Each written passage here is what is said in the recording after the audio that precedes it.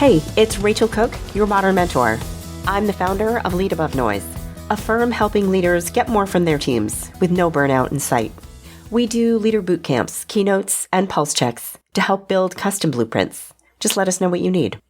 Okay, so who's ready to chat about change? I can't believe how much of my work is focused on change these days because, it's kind of pervasive and nonstop and exhausting.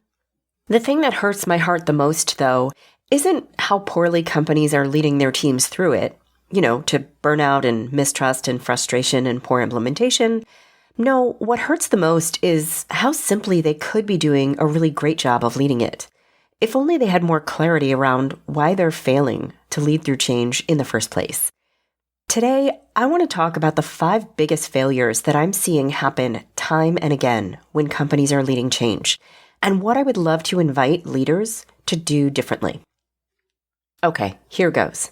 The first is the failure to pull the thread. So, can we real talk about American football for a hot second?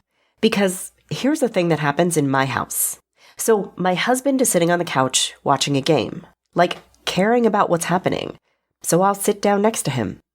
And yet, while we are visually seeing the same thing, what we're each experiencing is night and day. Like me, I see a hot mess. Absolute chaos. A bunch of padded dudes running around, jumping on each other, throwing and kicking balls. Like a full-out free-for-all. To me, it looks kind of absurd. But the husband? He sees strategy, tactics, a sequence of plays that form a cohesive strategy. And why? Because he understands the game. He's learned it, and he sees how all the moving parts fit together and build upon each other. Change in the workplace is no different. What feels like chaos to our teams could be seen as strategy if we pulled the threads together, if we taught them the game. Your role as a leader is to help connect those dots.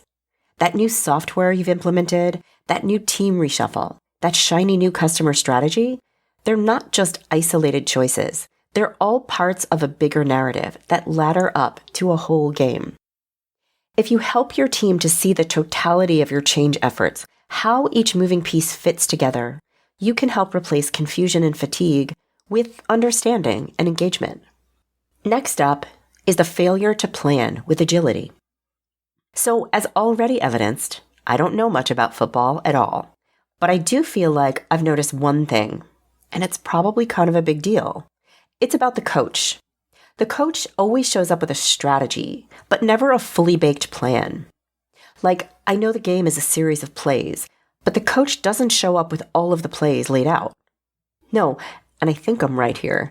The coach starts by calling a play, but then they use the outcome of that play to determine what they tell the team to do next. And this, friends, is agility.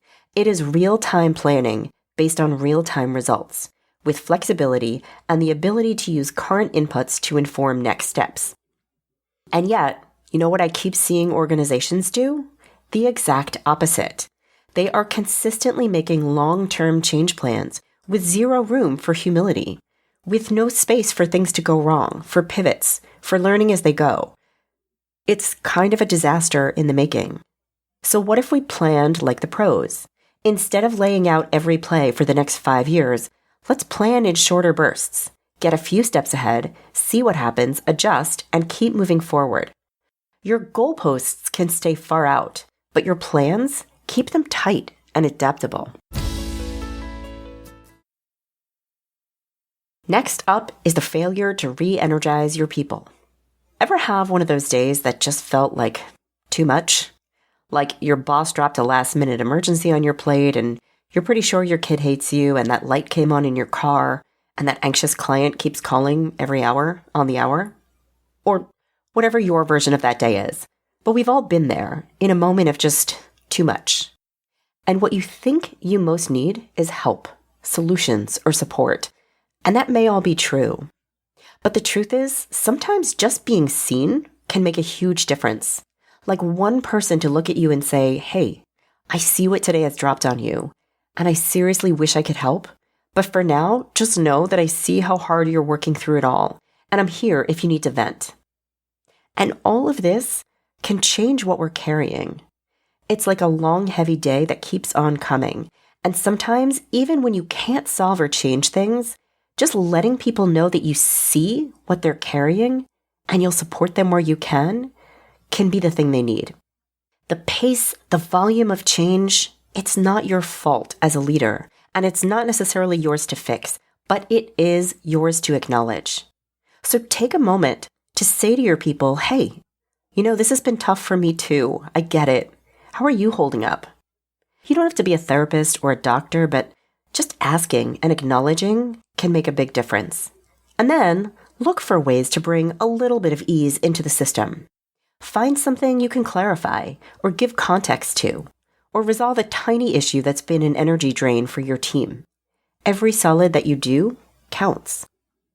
The next is the failure to ask the front line. Good leadership means having a bird's eye view, but being perched up high also means that you're pretty far from the weeds, and that's okay. You're not supposed to be in the trenches all the time. But here's the thing. If you're building a change plan, don't just create it in isolation. Before you roll it out, get input from the people on the front line, the folks who will actually be living it and implementing it.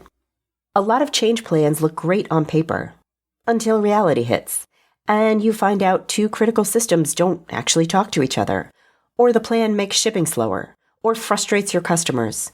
Your teams have the insights that you might miss, and when you don't take the time to learn from them up front, you risk having to backtrack, and you lose credibility and you erode trust. So take the time to ask up front. Early feedback equals a better plan, every time. And finally, it's the failure to celebrate, early and often. So let's talk about my favorite thing, which is celebration. Want to know the greatest predictor of success? It's success. So set that big goal, but don't wait until you hit the finish line before you cheer. Find the small wins and celebrate the bleep out of them. Why? Because celebrating releases dopamine, a little brain chemical that feels amazing, and your team will crave more of that.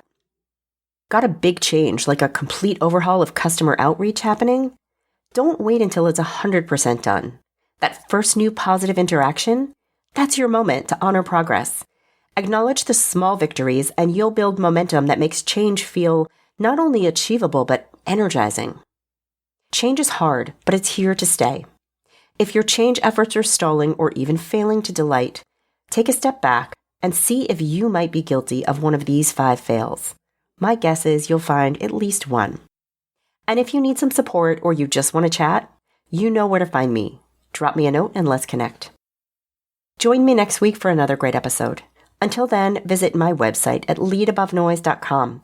If your workplace could use an activation boost, a boot camp, a keynote, a pulse check, you choose. You can follow Modern Mentor on Apple Podcasts, Spotify, or wherever you listen to podcasts. And of course, find and follow me on LinkedIn. Thanks so much for listening and have a successful week. Modern Mentor is a quick and dirty tips podcast. It's audio engineered by Dan Fauerband. Our director of podcasts is Brandon Getches. Our podcast and advertising operations specialist is Morgan Christensen. Our digital operations specialist is Holly Hutchings. Our marketing and publicity associate is Davina Tomlin.